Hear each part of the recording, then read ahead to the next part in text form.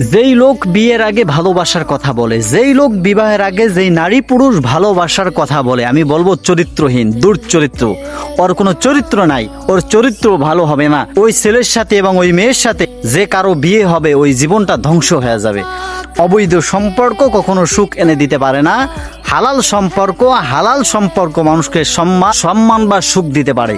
যে সমস্ত বোন এবং ভাই বিয়ের আগে অবৈধ সম্পর্ক করবেন, আপনাদের পায়ে হাত রেখে বলতে চাই, এই অবৈধ সম্পর্ক থেকে দূরে থাকুন। আপনার জীবন কখনো শান্তিময় সুখেরময় হইতে পারে না। এজন্য তোমাকে আমি একটা কথা অনুরোধভাবে বলতে চাই, তুমি অবৈধ সম্পর্কে জড়িও না। তাহলে তোমার জীবন সঙ্গী যে হবে তারও চরিত্রের কোনো ঠিক থাকবে না।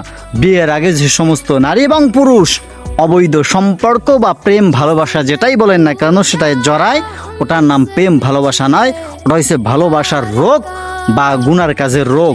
ওই রোগ দূর করতে কেউ পারবে না, পৃথিবীর কেউ পারবে না।